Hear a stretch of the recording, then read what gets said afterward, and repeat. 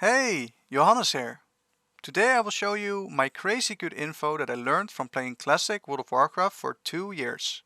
Eventually raid leading 9 rosters a week and playing 6 characters with world buffs while making 1 million gold.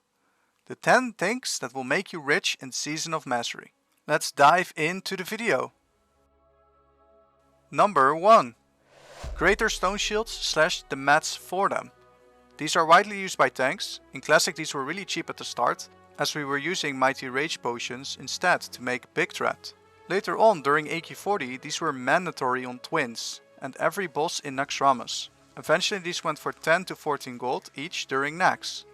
During AQ40 they were around 6 to 8 gold. They had small dips of 2 to 3 gold, which is when I stocked up, as I was main tanking my 3 rosters on my 3 warriors every week. Season of Mastery is different. Every boss is gonna be harder and these will be needed right away. Number 2. Elemental Earth. At the start of Classics, these were 30 silver each, and a ton of people were buying them, as it was one of the best things to buy in Classic, and maybe Season of Mastery. These are used for Elemental Sharpening Stone, Repair Bots, Restorative Potions, and Greater Nature Potions later in AQ40. Elemental Sharpening Stones are gonna be the thing to have for every warrior, and sometimes rogues, as Ragnaros was immune to poison in Classic. Since there are no world buffs, these won't remove them this time, as in Classic you could only have 32 buffs on you. If you would go to 33 in combat, for example a random druid heal dot, your latest one would be cut off, most likely a ward buff if you did not pop an elixir before getting done. This is why some guilds would not let druids / priests put certain overtime heals / buffs on tanks. Number 3. Edgemasters. Edgemasters are once again gonna be rare and a thing to have in Season of Mastery. They were around 200 to 350 gold at the start of Classic WoW, and these quickly went up to 1k, roughly in the first month. Warriors were slower in leveling and gold farming compared to mages, so that's why it took a bit more to go up, and normal inflation of course. For all those warriors wanting to roll gnome for PvP or night elf, they will be able to use the axes the human warriors don't need.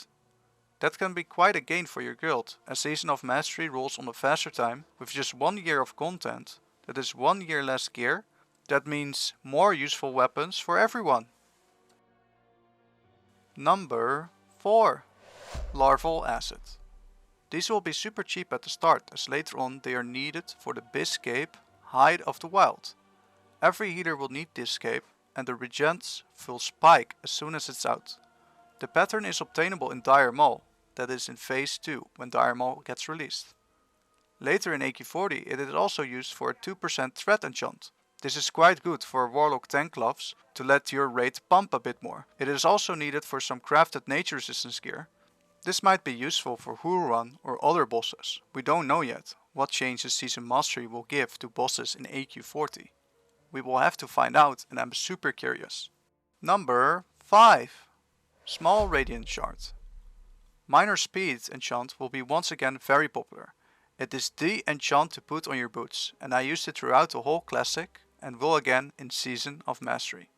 It will make you walk a bit more faster, which will be very important in clearing with your guild every week a bit faster.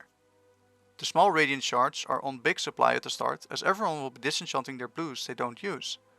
This is your time to stock up on them. As soon as people get to 60 and have some decent pre-biz boots, they will find a enchanter who has this enchant for him.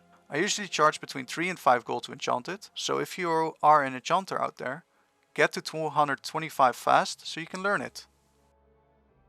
If you want to learn how to find the best guild for you, download our free ebook. It goes into detail what to look out for and what matches well with you, so you don't waste any time being in the wrong guild. The link is in the description. Number 6. Blue Sapphire. Why Blue Sapphire in Season of Mastery, Johannes? Well, good question, KekW. Every warrior will need 10 of these to craft their own Lionheart helm, which is the best in slot item to have. I remember the Blue Sapphires being around 3 to 10 gold and then spiking up to 20 once people started getting the pattern. There are also other mats needed, but this one is going to be the best to invest in, as it's quite rare with Dire Maul mining farm not being out yet. This will release in Phase 2 though. Number 7. Black Lotus. This one is a bit obvious, but does need to be addressed. At the start, these were 20 to 25 gold, and quickly rose to 50, and after that 100 each.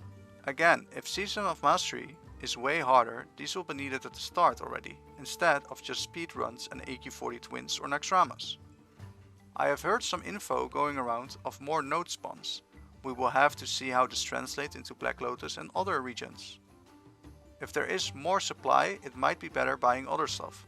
This depends on the demand if it's needed right away. Number 8. Elemental Water.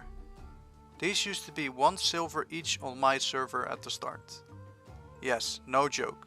People were actually putting them up for vendor price.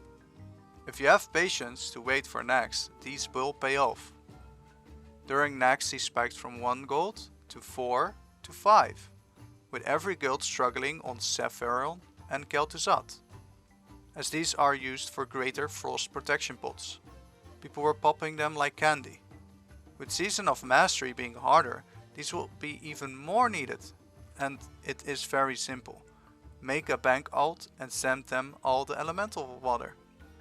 Sit on it till next releases. Once the guilds get to Saf, deploy all of it. Depending how many people know this, might be nice to dump a bit earlier, but that does not matter as people will need these weekly. You can dump your stack before it comes out. It's your risk tolerance, but at 1 to 10 silver buying, you should be fine. Number 9. Fire Bloom. This one is a bit similar to Elemental Water as it won't go up till AQ40 releases. In Season of Mastery, once mages go Fire spec. These are used for Brilliant Wizard Oil, Elixir of Greater Firepower, and Oil of Immolation. I remember these being between 1 and 5 silver a piece, and eventually I sold them between 70 and 80 silver each. You can just fill a bank alt with them and wait till the middle of AQ40 to dump them. What you can also do is keep them a bit longer and sell them in Nax, as mages will continue to play fire and they might even go higher. Before we go to the last tip, in the 10 things that will make you rich in Season of Mastery, drop a like and a comment how you are gonna make gold. I'm curious, and if you found these tips useful, this helps the video get out to more people. I'm trying to reach a 1k subscriber milestone and put out 1 video every Thursday and sometimes even extras. Number 10. Dark Rune. With all the casters going fast on these high HP bosses, these are needed even more. These will be used on cooldown by all casters that can afford it, to defeat these new harder bosses in Season of Mastery. Dark Rune at the start were between 1 and 2 gold, and eventually they ended up being 10 to 15 gold. I had made the mistake in selling them between 4 and 5 gold, but hey, nobody went broke in taking some profit. Thanks for watching my video. If you would like to watch 5 incredible tips in Season of Mastery, click here. I'm sure hyped for Season of Mastery and can't wait to start playing. If you are still looking for a guild, click the Discord invite link below and fill in the apply form. Who knows, you might get in. We are planning to go on a PvE server and we are gonna be going Molten Core and Onyxia week 2 in Season of Mastery. Phew, I did say Season of Mastery quite a lot. Season of Mastery, Season of Mastery, Season of Mastery, Season of Mastery. Try saying that 100 times.